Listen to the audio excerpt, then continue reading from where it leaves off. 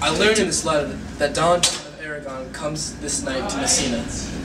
He is very near by this. He is not 3 leagues off when I left him. How many gentlemen have you lost in this action? But few of any sort, and none of name. A victory is twice itself when the achiever brings home full members. I find here that Don Peter hath bestowed much honor of young Florentine called Claudio. Much deserved on his part, and equally remembered by Don Pedro. He hath borne himself beyond the promise of his age, doing, in the figure of a lamb, the feats of a lion. He hath indeed bettered expectations than you must expect of me to tell you how. He hath an uncle here in Messina, will be very much glad of it.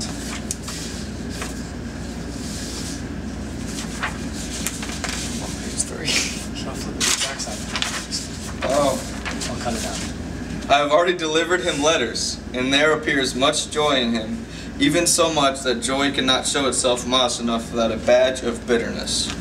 Did he break out into tears? In great measure. A kind overflow of kindness. There are no faces truer than those that are so washed. How much better is it to weep at joy than to joy at weeping? I pray you, is Signor Montalto returned from the wars or no? I know none of that name. Lady, there was no such in the army of any sort. I know none of that name, lady. Oh. I'll cut it out. What is he that you ask for, niece? Oh, frick me. Alright. Let's start from the top. The top? Yeah. Okay, so I'm still the messenger. I have already delivered him letters, and there appears much joy in him, even so much that joy cannot show itself modest enough without a badge of bitterness. Did he break into tears? In great measure. A kind overflow of kindness. There are no faces truer than those that are washed. How much better is it to weep at joy than to joy at weeping? That's a good point. I pray you, is Signor Montalto returned from the wars or no? I know none of that name, lady. There was none such in the army of any sort. Was it he that you asked for, niece? What is he that you asked for, niece? Well, my cousin means Signor Benedict of Pauda. Oh, he's returned and as pleasant as ever he was. He set up his bills here in Messina and challenged Cupid at the flight, and my uncle's fool, reading the challenge, subscribed for Cupid, and challenged him at the bird bolt. I pray you, how many hath he killed and eaten in these wars? But how many hath he killed? For indeed I promised to eat all of his killing.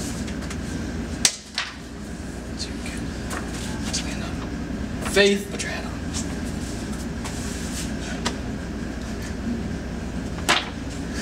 Faith, niece, you tax Signor Benedict too much, but he'll be meet with. Yeah, that's right. He'll be.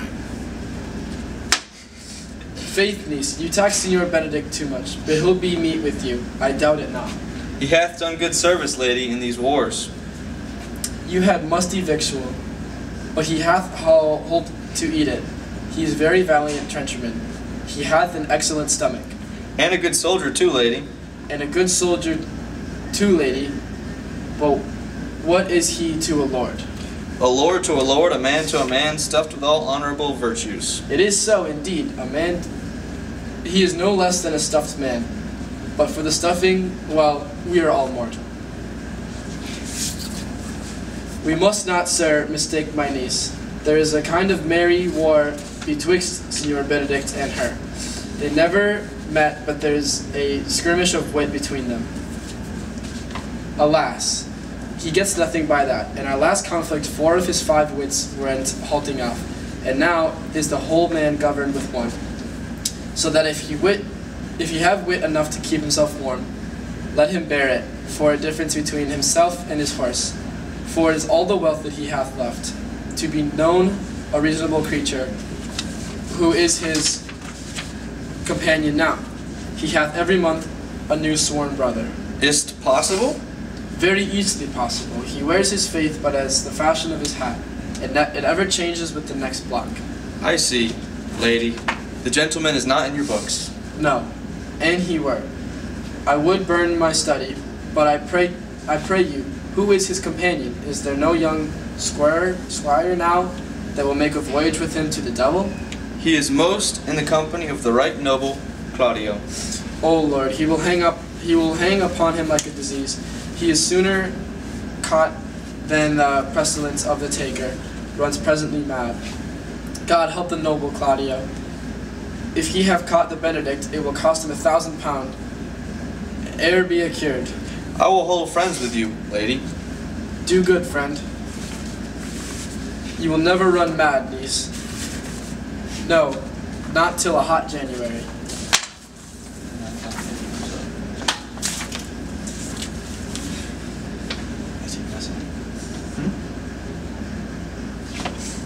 Good Signor Leonato, you are here to meet your trouble. The fashion of the world is to avoid cost, and you encounter it. Never came trouble to my house as the likeness of your grace. For trouble being gone, comfort should remain.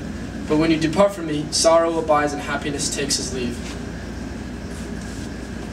You embrace your charge too willingly. I think this is your daughter. Her mother hath many times told us so. Were you in doubt, sir, that you asked her? Signor Benedict, no, for then you were a child. You have it full, Benedict.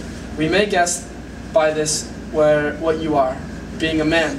Truly, the Lady Father's herself. Be happy, lady, for you are like an honorable father. If Signor Leonato be her father, she would not have his head on her shoulders, for all Messina as like him as she is.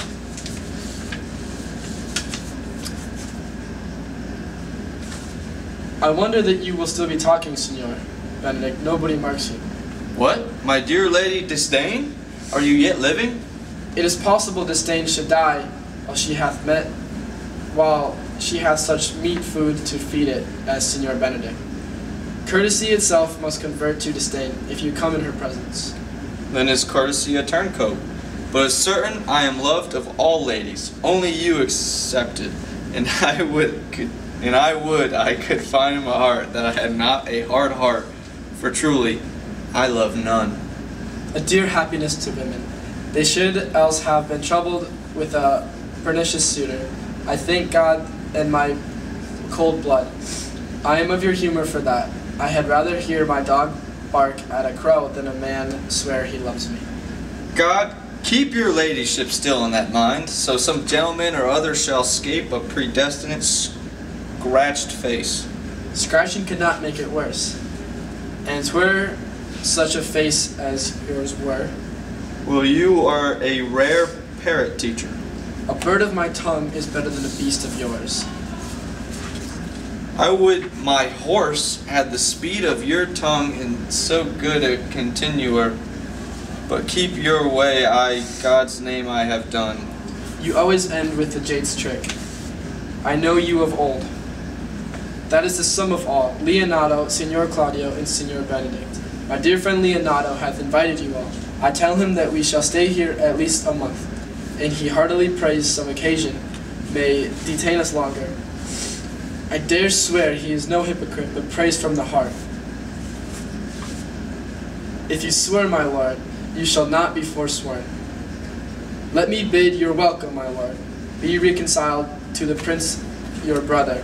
I owe you all duty. Thank you. I am not of many words, but I thank you. Please at your grace, lead on. Your hand, Leonato. We will go together.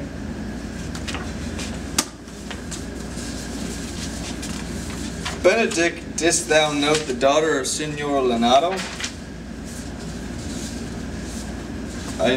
I noted her not, but I looked on her. What? Oh, mercy. I noted her not, but I looked on her. Is she not a modest young lady? Do you question me as an honest man should do for my simple true judgment, or would you have me speak after my customs as being a professed tyrant to their sex?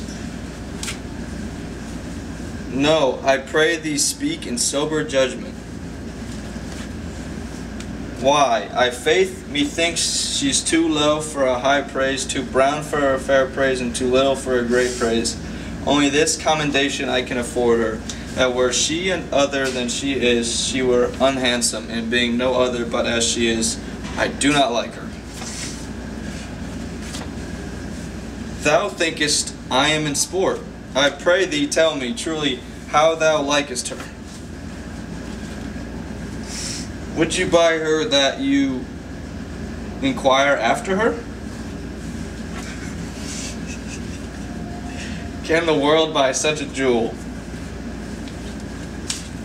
Ye, in a case to put it into. But speak you this with a sad brow, or do you play the flouting jack, to tell us Cupid is a good hair finder, and Vulcan a rare carpenter? Come in, what a key shall a man take you to go in the song? In mine eyes, she is the sweetest lady that ever I looked on. I can see yet without spectacles, and I see no such matter that there's her cousin, and she were not possessed with a fury exceeds her as much in beauty as the 1st of May doth the last of December. But I hope you have no intent to turn husband, have you?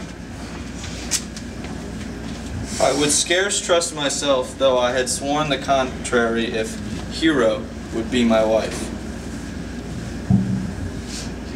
Is't come to this, in faith had not the world one man, but he will wear his cap with suspicion. Shall I never see a bachelor of 80 again?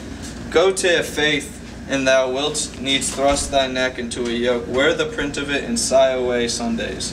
Look, Don Pedro is returned to seek you.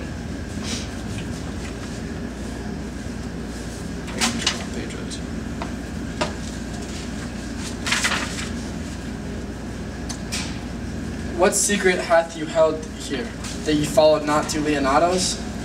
I would your grace would constrain me to tell. I charge thee on the allegiance. You hear, Count Claudio, I can be secret as a dumb man.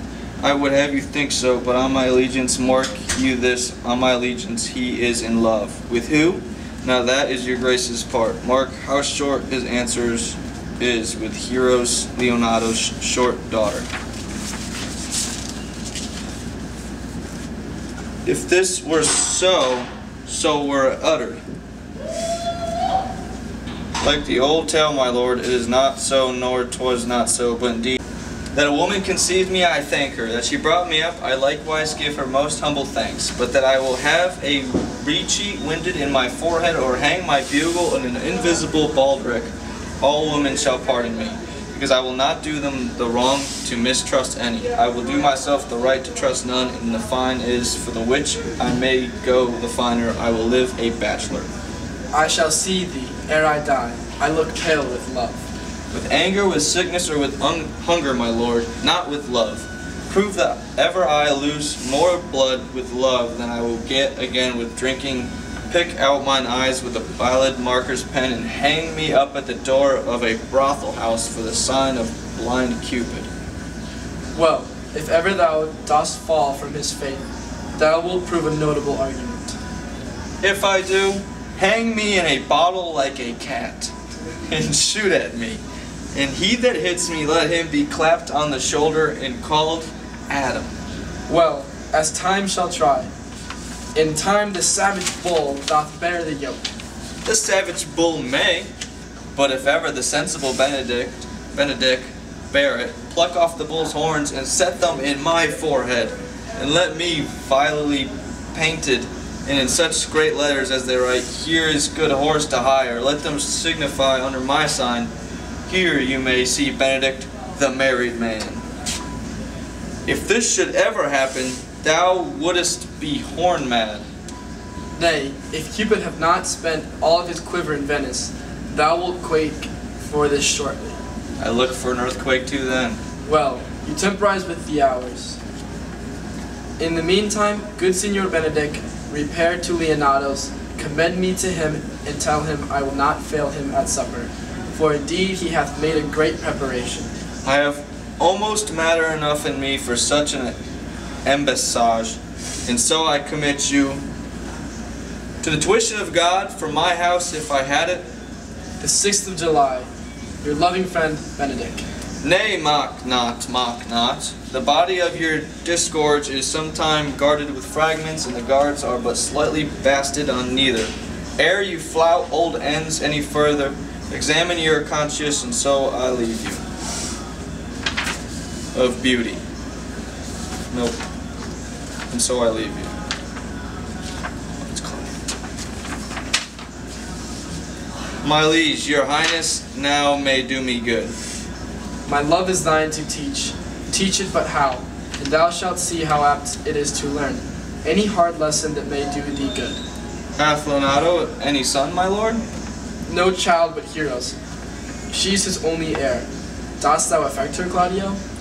Oh, my lord, when you went onward on this ended action, I looked upon her with a soldier's eye, that I liked but had a rougher task in hand. Then to drive, liking to the name of love, but now I am returned in thought, that war thoughts have left their places vacant in their rooms. Come thronging soft and delicate desires, all prompting me how fair young Hero is, saying I liked her ere I went to wars. Thou wilt be like a lover presently, and tire the hearer with a book of words. If thou dost love fair Hero, cherish it. And I will break with her and with her father, and thou shalt have her.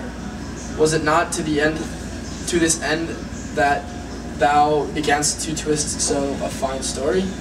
How sweetly you do minister to love, that no loves grief by his complexion. But lest my liking my too sudden seem, I would have salved it with a longer treatise. What need the bridge much broader than the flood? The fairest grant is the necessity. Look, what will serve is fit. 'Tis once thou lovest, and I will fit thee the remedy.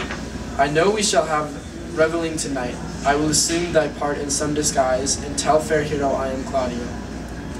And in her bosom I'll unclasp my heart, and take her hearing prisoner with the force, in strong encounter of my amorous tale.